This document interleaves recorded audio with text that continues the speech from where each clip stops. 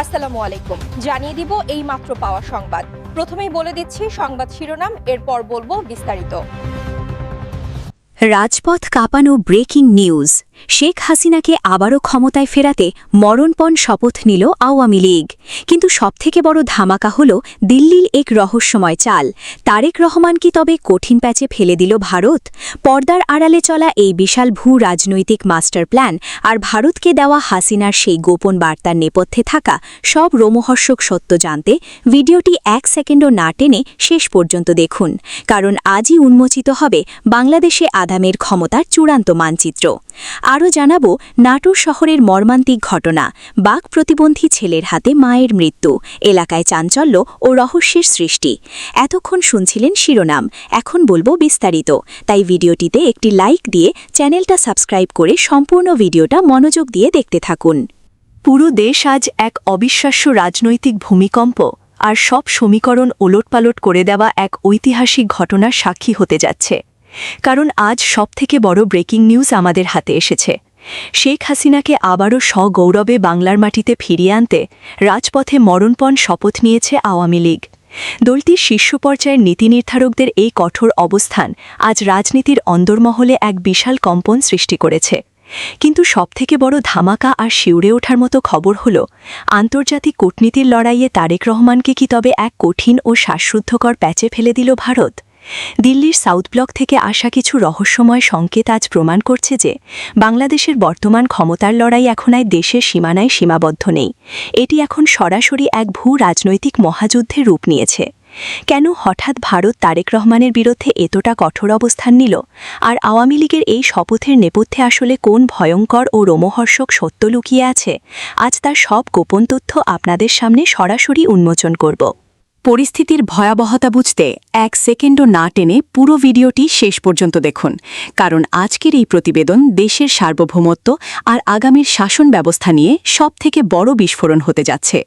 আন্তর্জাতিক গোয়েন্দা সংস্থা এবং ভারতের কূটনৈতিক সূত্র থেকে পাওয়া অত্যন্ত চাঞ্চল্যকর তথ্য অনুযায়ী ভারতের কেন্দ্রীয় সরকার বাংলাদেশের বর্তমান স্থিতিশীলতা রক্ষায় শেখ হাসিনাকে একটি গুরুত্বপূর্ণ ফ্যাক্টর হিসেবে বিবেচনা করছে। বিশ্বস্ত সূত্র বলছে, তারেক রহমানের নেতৃত্বাধীন প্রশাসনের আন্তর্জাতিক মুভমেন্টগুলো পর্যবেক্ষণ করার পর দিল্লি এমন কিছু কৌশলগত পদক্ষেপ নিয়েছে যা মূলত বিএনপি সরকারের জন্য এক বিশাল মরণ ফাঁদ হয়ে দাঁড়িয়েছে। এই হঠাৎ ঘটে যাওয়া ঘটনা প্রবাহ আজ প্রমাণ করছে যে রাজনীতির মাঠ এখন আর আগের মতো নেই।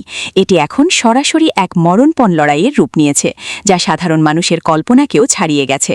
সবথেকে বড় অবিশ্বাস্য সত্য হল, ভারতের এই নতুন চালের কারণে তারেক রহমানের আন্তর্জাতিক লবিং এখন চরম হুমকির মুখে পড়েছে। নথিপত্র বলছে, আইনি লড়াই এবং কূটনৈতিক চাপের মোড়কে আসলে শেখ হাসিনাকে আবারও ক্ষমতার কেন্দ্রে ফেরানোর এক সুগভীর ও সুপরিকল্পিত নীল নকশা চূড়ান্ত করা হয়েছে। আজ দুপুরে যখন আওয়ামী লীগের এই শপথ নেওয়ার খবর রাজপথে ছড়িয়ে পড়ে, তখন থেকেই সরকারের শীর্ষ মহলে এক চরম আতঙ্ক আর বিশৃঙ্খলা সৃষ্টি হয়েছে। বিশ্লেষকরা বলছেন, ভারতের এই কঠোর অবস্থান আসলে বর্তমান প্রশাসনের জন্য এক চূড়ান্ত সতর্কবার্তা, যা যেকোনো সময় পুরো ব্যবস্থাকে লণ্ডভণ্ড করে দিতে পারে। রাজধানীর প্রতিটি আজ একটাই আলোচনা, দিল্লির ইশারায় তবে কি সত্যিই বদলে যাচ্ছে বাংলাদেশের আগামীর মানচিত্র? প্রশাসনের অন্দরমহলে কান পাতলে শোনা যাচ্ছে, ভারতের এই সম্ভাব্য মুভমেন্টের খবর পাওয়ার পর থেকে অনেক উচ্চপদস্থ কর্মকর্তা এখন তাদের অবস্থান পরিবর্তন করছেন। তারা বুঝতে পারছেন যে দিল্লির মতো পরাশক্তির সরাসরি বিরোধিতার সামনে বর্তমান সরকারের টিকে থাকা প্রায় অসম্ভব হয়ে পড়ছে। সাধারণ মানুষ আজ স্তব্ধ হয়ে দেখছে যে কিভাবে এক বেলার মধ্যে দেশের আকাশ আন্তর্জাতিক রাজনীতির রণক্ষেত্রে পরিণত হল। বর্তমানে সারা দেশে এক ভয়াবহ থমথমে পরিস্থিতি বিরাজ করছে এবং যে কোনো সময় বড় ধরনের কোনো চূড়ান্ত সংঘাতের খবর সামনে আসতে পারে। আজকের এই বিশেষ প্রতিবেদনে আমরা আওয়ামী লীগের শপথ এবং তারেক রহমানকে ঘিরে ভারতের চালের নেপথ্যে সব অন্ধকার সত্য আপনাদের সামনে তুলে ধরলাম। পরিস্থিতি এখন যেদিকে মোড় নিচ্ছে, তাতে মনে হচ্ছে আন্তর্জাতিক শক্তিগুলোর এই লড়াইয়ে আজই বাংলাদেশের আগামীর ক্ষমতার চূড়ান্ত ফয়সালা হয়ে যাবে। আপনারা কি মনে করেন, ভারতের এই হস্তক্ষেপ কি বাংলাদেশের রাজনীতির মোড় ঘুরিয়ে দেবে? আর আওয়ামী লীগের এই শপথ কি সফল হবে? আপনাদের মূল্যবান মতামত নিচের কমেন্ট বক্সে অবশ্যই লিখুন। ব্রেকিং নিউজের প্রতিটি আপডেট সবার আগে পেতে ভিডিওটি এখনই শেয়ার করুন এবং আমাদের সাথেই থাকুন।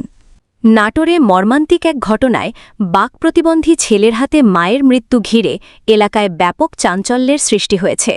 স্থানীয় পুলিশ ও প্রত্যক্ষদর্শীদের বরাতে জানা যায়, নাটোর শহরের মাল্লিখাটি ঘোষপাড়া এলাকায় রবিবার রাতে এ ঘটনা ঘটে।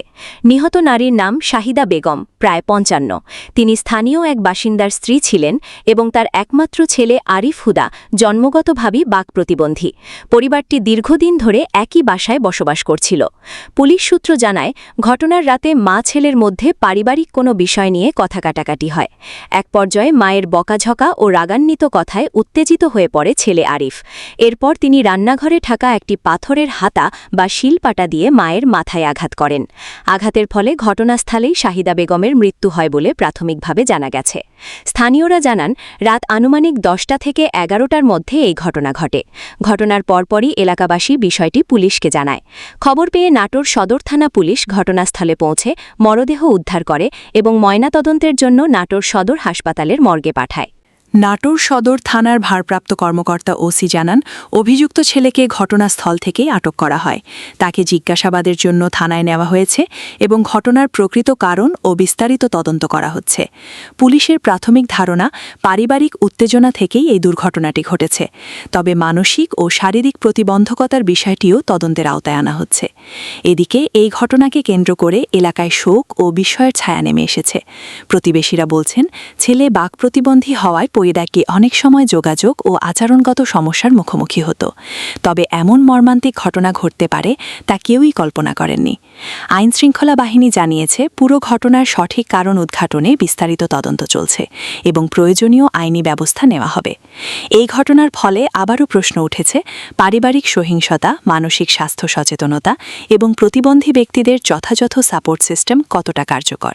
স্থানীয়রা বলছেন, এ ধরনের ট্র্যাজেডি রোধে পরিবার ও সমাজ উভয় পর্যায়ের সচেতনতা বাড়ানো জরুরি। ঘটনাটি বর্তমানে নাটোর জুড়ে আলোচনার কেন্দ্রবিন্দুতে রয়েছে এবং তদন্ত শেষে প্রকৃত সত্য জানা যাবে বলে আশা করছে স্থানীয় প্রশাসন।